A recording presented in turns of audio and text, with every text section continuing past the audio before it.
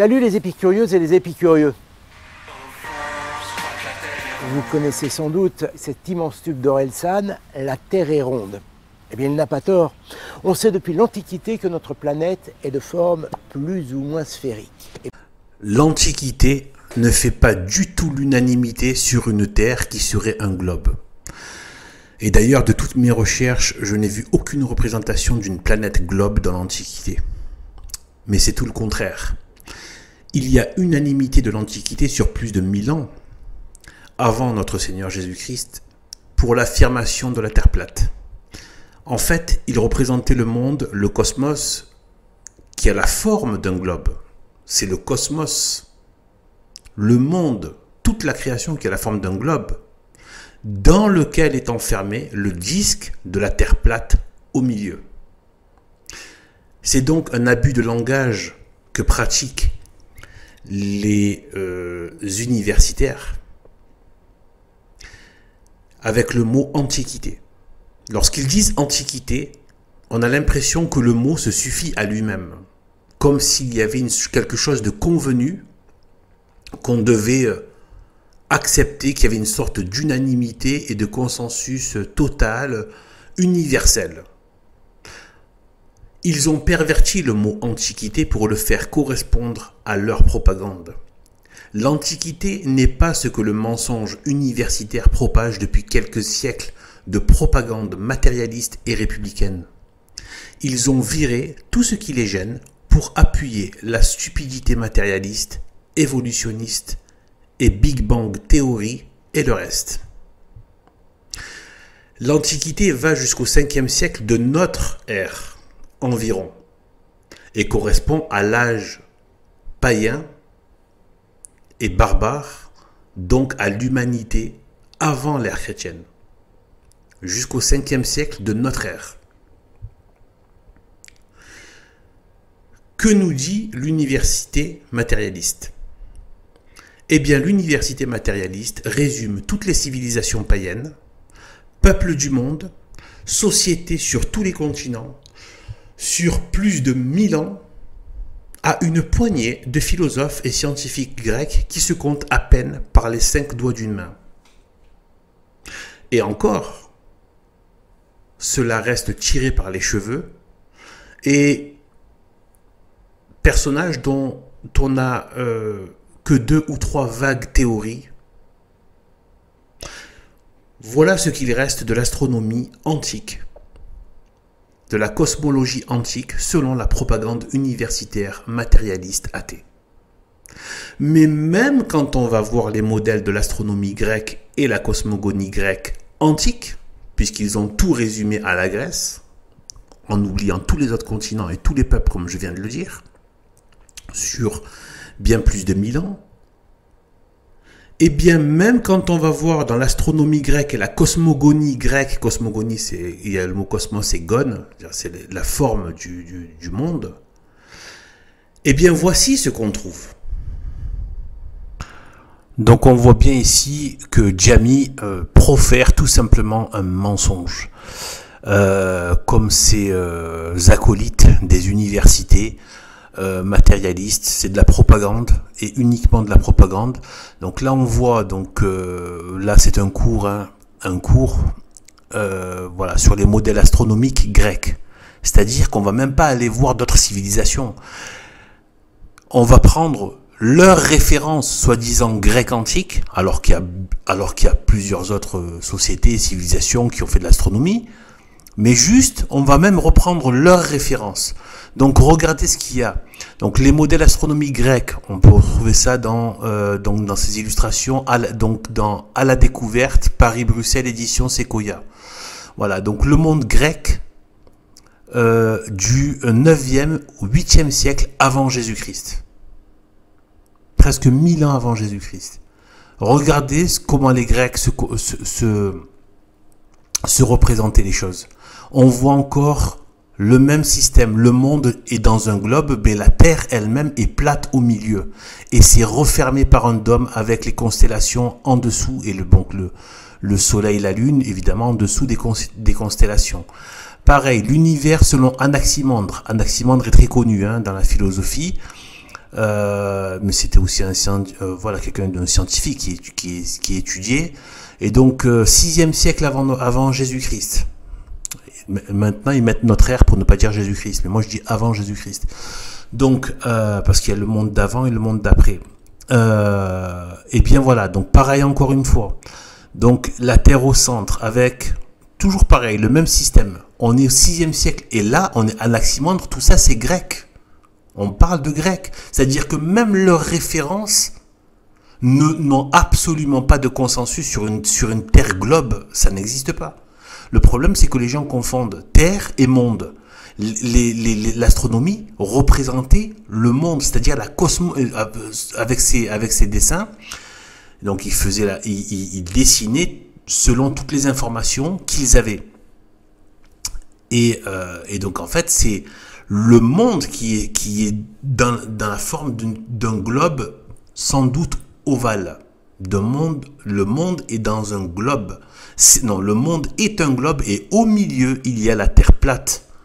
Voilà, au milieu. Et donc, c'est refermé par un dôme. Or, évidemment, dans la pseudo-astronomie moderne, il n'est pas question de dôme, puisqu'il est question de vide sur des milliards, de trilliards de bouffonneries d'années-lumière. Donc, tout ça, c'est des bêtises, évidemment. Il n'y a pas de galaxie, il n'y a pas de tout ça, c'est des bêtises.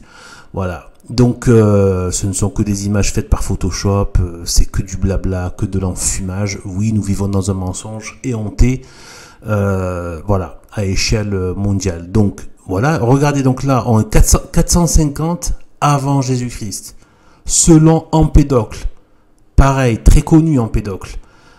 Donc, grec, pareil, encore une fois, on a la Terre disque au milieu. Là ensuite, Pythagore, 6e siècle avant. Donc pareil, géocentrisme, Terre au milieu, etc. Sachant que Pythagore a juste... enfin, Pythagore, déjà, est-ce qu'il a vraiment existé? Ça aussi, la question est posée. Mais voilà, parfois, ils ont juste fait des suppositions et eux, et la propagande universitaire s'en est saisie pour dire, vous voyez, ils pensaient ça. Non, c'est juste des suppositions. Ils n'ont jamais rien attesté, ni rien prouvé, etc. Avec des hypothèses par rapport aux informations qu'ils avaient. Donc voilà.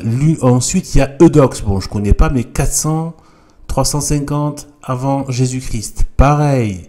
Géocentrisme. Terre plate au milieu, etc., etc. Voilà. Et enfin, Ptolémée. Ptolémée, alors là, il y a beaucoup de mensonges sur Ptolémée. C'est la plus grosse référence.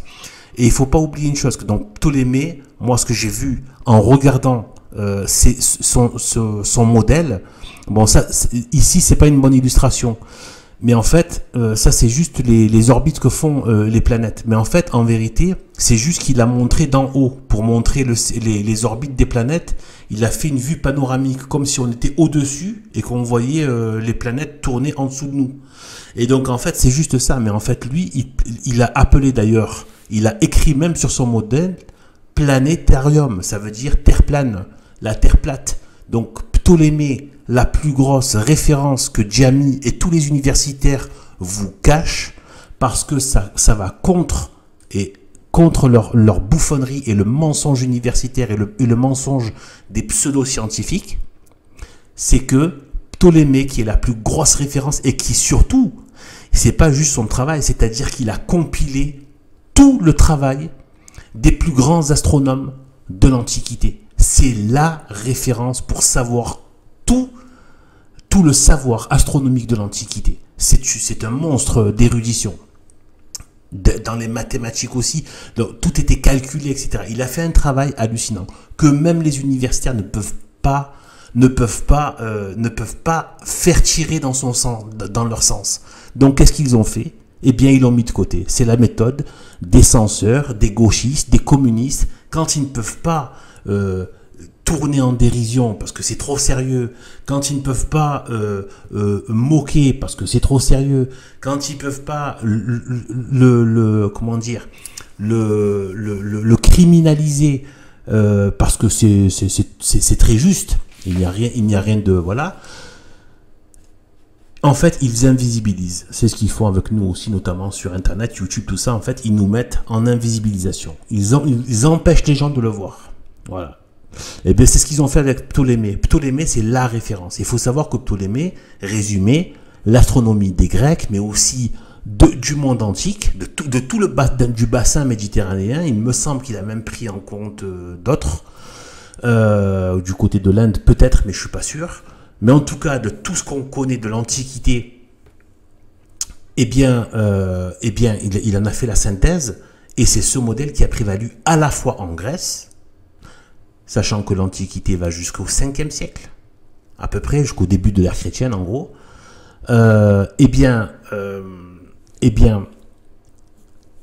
Ptolémée est la référence, donc qui résume l'astronomie grecque et romaine. Ça veut dire que l'Empire romain n'était pas du tout sur un globe, une terre boule. Ça n'a rien à voir. Ils étaient sur ce modèle. Le modèle de Ptolémée, avec le dôme, le ciel fermé, etc. Ciel fermé par un firmament, un dôme solide, infranchissable. Voilà dans quoi on vit, en fait. Et donc, voilà. Et bien voilà. Et ensuite, bon là, ils disent, voilà, l'univers du début du christianisme, etc. Bon, il faut éviter, bon voilà. Donc, en gros, voilà. Donc là, en gros, de toute façon, ça ressemble beaucoup à l'astronomie des Hébreux. D'ailleurs, les Hébreux, on va y revenir. Mais on le voit sur d'autres visuels que je mets ici en place.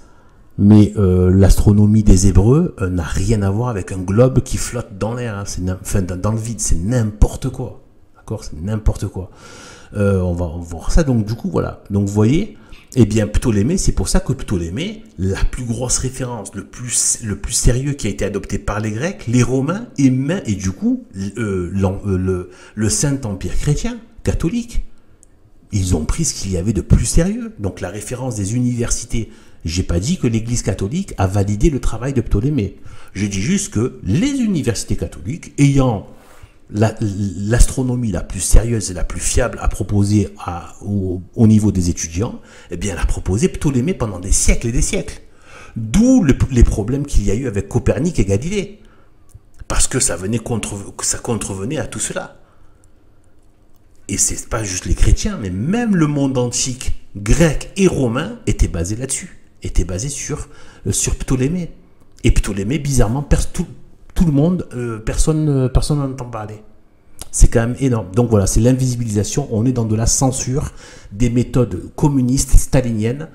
On n'est pas dans une démarche de vérité. On est dans une démarche de démontrer le matérialisme, le globisme, la NASA, etc. On n'est pas dans une démarche de vérité. Voilà. Tu ne te mets pas à écarter celui qui a fait la plus grosse synthèse, la plus puissante, la plus érudite, la plus forte de l'Antiquité, quasiment comme s'il n'avait jamais existé. Là, tu fais de la propagande, tu fais pas de la science. Voilà. Donc, on continue.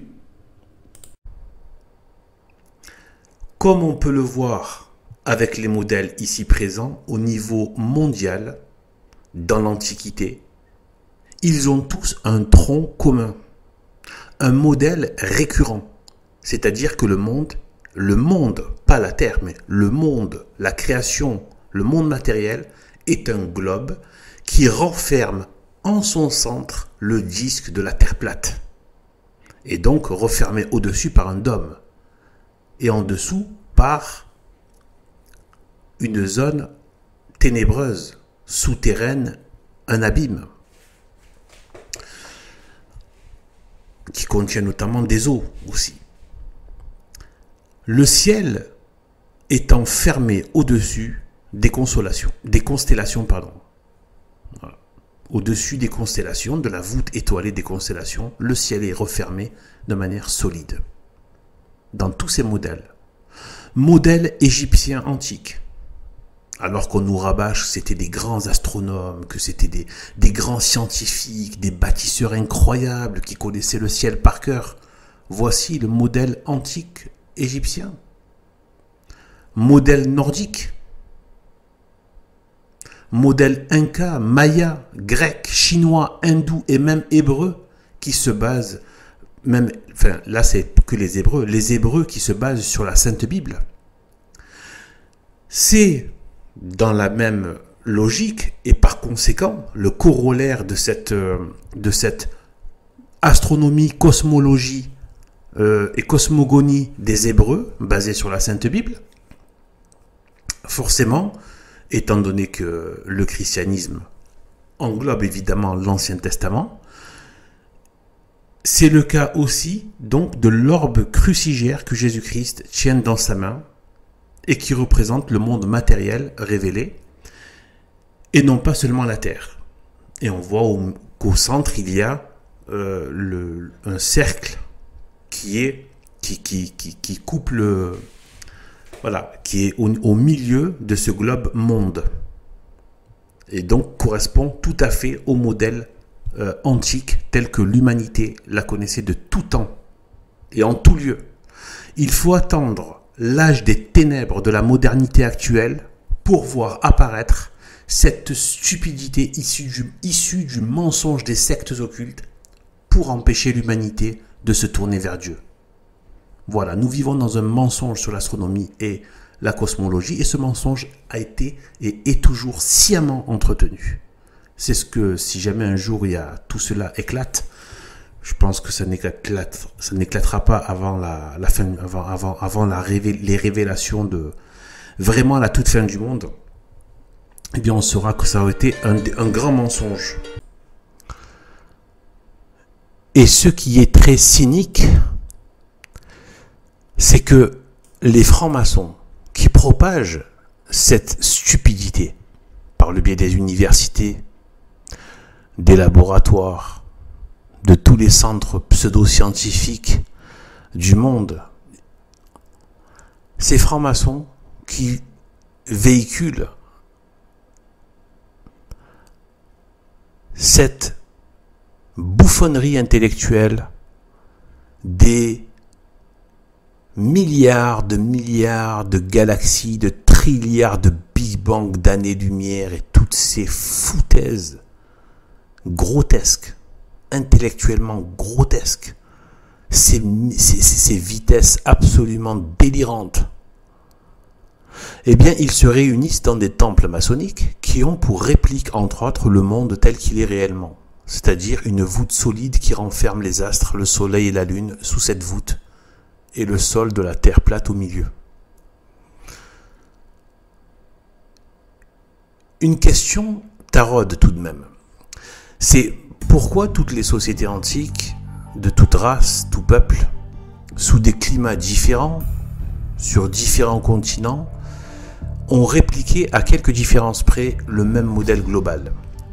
Mon opinion, donc c'est de l'ordre de l'opinion, c'est que c'est Adam qui avait enseigné ses premiers fils et que ce savoir a dû être transmis de génération en génération jusqu'à Noé et ses 3 fils et qu'au fil du temps certaines croyances malheureusement idolâtres et démoniaques ont altéré puis teinté de ces croyances corrompues cet héritage de savoir, de connaissances. Mais la Genèse, donnée à Moïse puis à l'humanité, donc, a remis les connaissances en ordre, du moins sur l'essentiel à savoir et à connaître, au niveau de la création matérielle, avant que les menteurs de la modernité ne l'aient sciemment, en toute connaissance de cause, menti au monde entier sur la création matérielle pour en évacuer le principe, l'origine, c'est-à-dire Dieu, sa très sainte Trinité, soit la toute-puissance de Dieu le Père, la toute-puissance de sa parole, le Verbe de Dieu, donc Jésus-Christ, et par l'opération du Saint-Esprit qui planait au-dessus des eaux.